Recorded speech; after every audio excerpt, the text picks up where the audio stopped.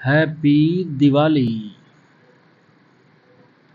आज की वीडियो में हम लोग चैप्टर नंबर 3 रिप्रोडक्शन मानव जनन से संबंधित ऑब्जेक्टिव क्वेश्चंस को करेंगे। तो मानव जनन से संबंधित यानी ह्यूमन रिप्रोडक्शन से संबंधित ऑब्जेक्टिव क्वेश्चंस को करेंगे, जो कि नीट के साथ साथ बोर्ड एग्ज़ाम के लिए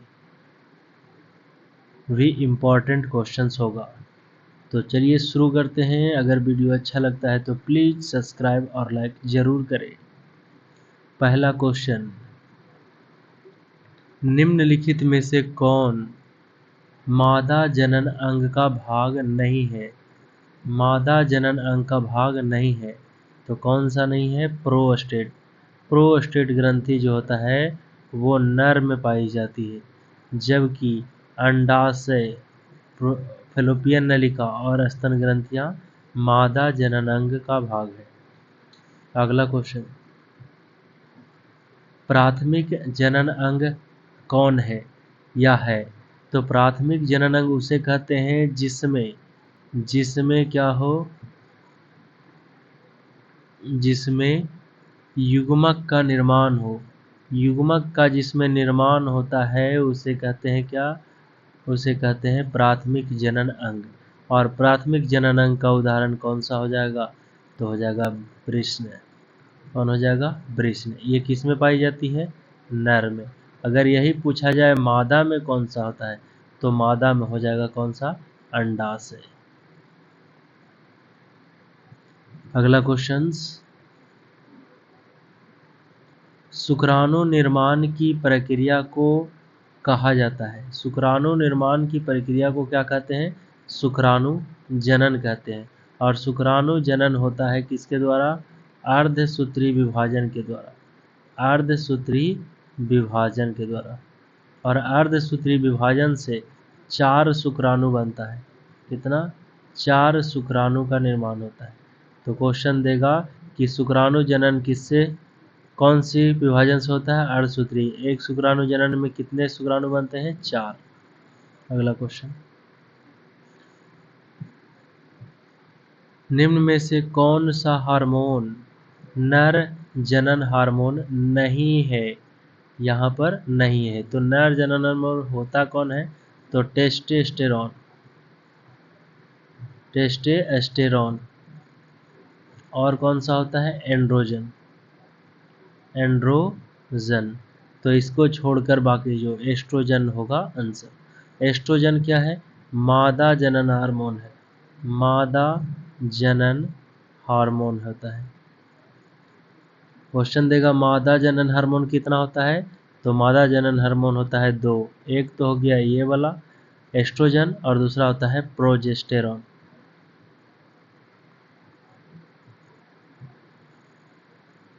अगला क्वेश्चन, गर्भाशय के सबसे पतले एवं छोटे भाग को क्या कहते हैं? गर्भाशय, पहले तो ये हो गया मादा जनन भाग।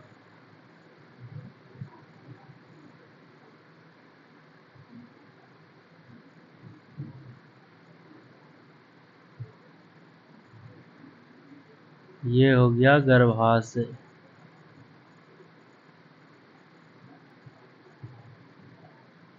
अब ये क्या है? यहाँ पर अंडाशय होता है। इसमें बोला गया है कि गर्भाशय के सबसे पतले और छोटे भाग को क्या कहते हैं? तो सबसे पतले और छोटे भाग को कहते हैं क्या? गर्भाशय ग्रीवा। ये होता है गर्भाशय ग्रीवा और बीच में होता है गर्भाशय नाल। अगला क्वेश्चन, सर्टोली कोशिका किस हार्मोन के द्वारा नियंत्रित होती है? सर्टोली कोशिका, तो इसमें कौन सा हार्मोन हो जाएगा? सर्टोली कोशिका जो है वो कौन से हार्मोन के द्वारा होगी? तो LH, ल्यूटिनाइजिंग हार्मोन होता है। अगला क्वेश्चन, बच्चे का माता के गर्भाशय से बाहर निकलने की प्रक्रिया क्या कहते हैं? जब भ्रूण यानी बेबी बन चुका है तो माता के गर्भाशय से जब निकलता है तो उसे कहते हैं प्रसव। इसी को कहते हैं इंग्लिश में पार्चुरेशन। इसी को कहा जाता है डिलीवरी। अगला क्वेश्चन, एक्रोसोम बना होता है, एक्रोसोम किसका बना होता है? तो एक्रोसोम पार्ट किसका है? पहले तो ये देखिए, तो यहाँ पर आता है कौन सा? शुक्राणु। ये होता है शुक्राणु का स्ट्रक्चर। अब शुक्राणु का स्ट्रक्चर में देखेंगे तो यहाँ पर ये वाला पार्ट होता है एक्रोसोम, ये वाला पार्ट, और बीच में होता है केंद्रक। तो ये एक्रोसोम होता है, और एक्रोसोम बना होता है किसका? एक्रोसोम बना होता है लाइसोसोम को। अगला क्वेश्चन, शुक्राणु के किस भाग में केंद्रक पाया जाता है? तो अभी बताए हैं शुक्राणु के कौन से भाग में पाया जाता है, तो कौन से भाग में? आगे हेड भाग में, सिर होगा, ये जो हेड है ये भाग में केंद्रक पाया जाता है। तो केंद्रक पाया जाता है कहाँ पर? हेड, सिर में। आंसर गर्भाशय दिया हुआ है ना, आंसर होगा क्या? सिर में। तो ये हो गया। अगला क्वेश्चन, शुक्राणु जनन के लिए वृषण कोश का तापमान शरीर के तापमान से कितना होना चाहिए?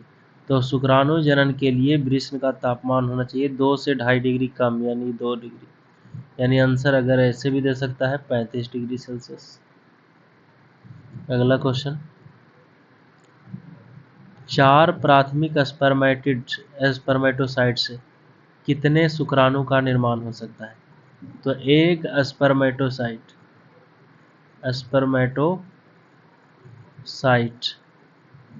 से बनता है कितना? 4 शुक्राणु। तो 4 से कितना बनेगा? 16। आंसर होगा 16। अगला क्वेश्चन, मनुष्य के मादा में मनुष्य के मादा में जो मासिक चक्र होता है समाप्त होने की प्रक्रिया क्या कहलाता है?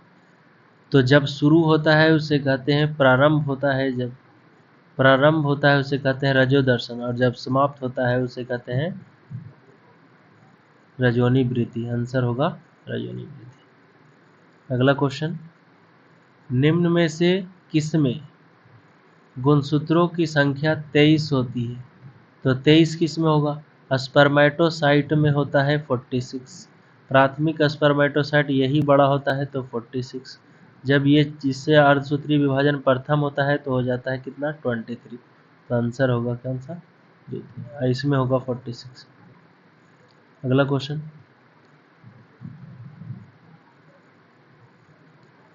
निम्न में से कौन सी संरचना अलग है? अलग कौन सा है? तो यहाँ पर से फंडस अलग भाग है, क्योंकि फैलोपियन नलिका का भाग होता है कीपक, और ये वाला पार्ट, ये ऊपर वाला पार्ट होता है फंडस।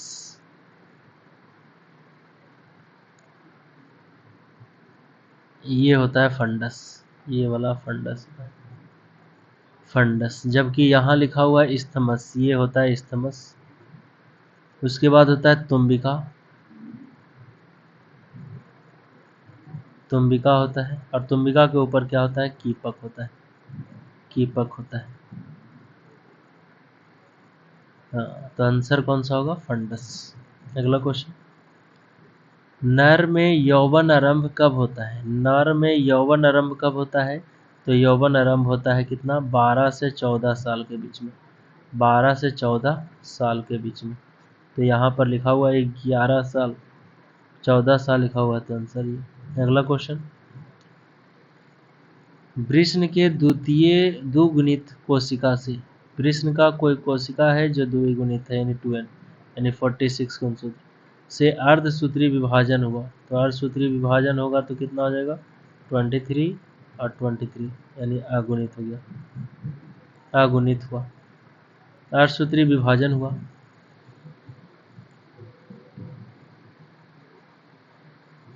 के द्वारा अगुणित शुक्राणु बनने की प्रक्रिया क्या कहलाता है? तो ये जो बना, कितना बना? 4। ये बना, इसी को कहते हैं क्या? शुक्राणु जनन बोलते हैं। क्या बोलते हैं? शुक्राणु जनन होता है। और ये होता कहाँ है? नर में। नर के कौन से में होता है? वृषण में। अगला क्वेश्चन, वृषण के किस भाग में शुक्राणु परिपक्व होता है? तो परिपक्व किस में होता है? तो अधिवृषण में। किस में होता है? अधिवृषण में। ये होता है वृषण, और वृषण के ऊपर ही पाया जाता है कौन सा? अधिवृषण। तो ये होता है अधिवृषण, ये वाला। अगला क्वेश्चन, अंडाशय से अंडाणु का बाहर अंडवाहिनी में निकलना क्या कहलाता है? तो अंडाशय से, तो अंडाशय से की बात करें तो ये संरचना हो गया, यहाँ पर होता है ये अंडाशय। अंडाशय में अंडाणु है, निकल करके यहाँ चला गया, तो यहाँ निकलने की प्रक्रिया क्या कहलाता है? अंडोत्सर्ग। अंडोत्सर्ग। और ये कब निकलता है? मासिक चक्र के, मासिक चक्र के 28 दिन के 14वां दिन, 14वां दिन। अगला क्वेश्चन, शुक्राणु का एक्रोसोम अंडाणु के कौन से भाग को तोड़ता है? तो ये अंडाणु है, अंडाणु में ऐसे स्ट्रक्चर होता है जिसको बोलते हैं कोरोना रेडियाटा। तो कोरोना रेडियाटा के बीच में गैप होता है, और गैप जाकर के एक आवरण में जुड़ता है जिसको बोलते हैं क्या? Zona pellucida. Zona pellucida. और जोना पेलिसिडा को ही क्या करता है? एक्रोसोम तोड़ता है। तो आंसर होगा जोना पेलिसिडा। अगला क्वेश्चन, मासिक चक्र कितने दिनों का होता है? मासिक चक्र कितने दिनों का होता है? 28 दिन का। 28 दिन का होता है।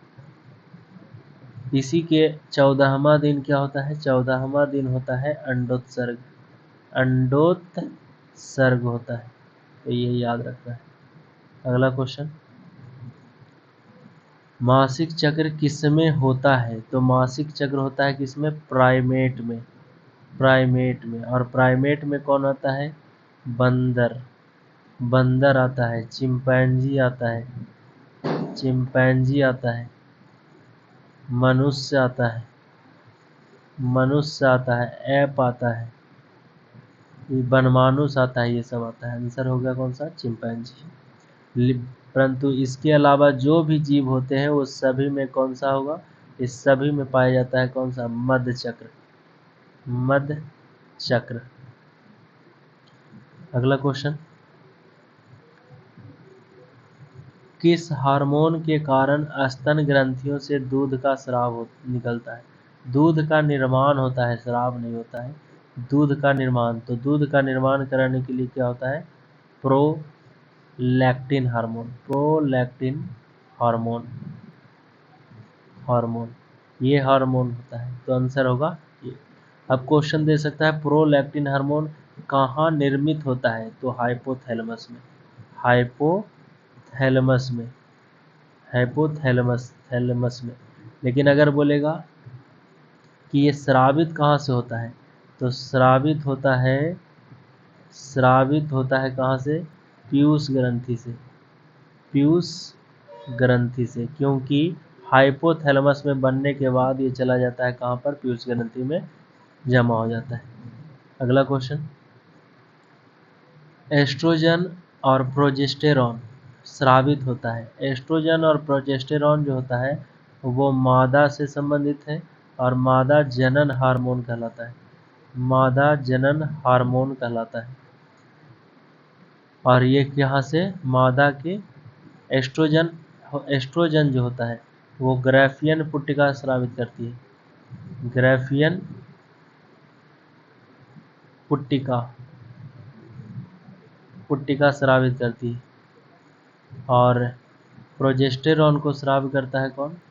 तो प्रोजेस्टेरॉन को करता है कार्पस ल्यूटियम।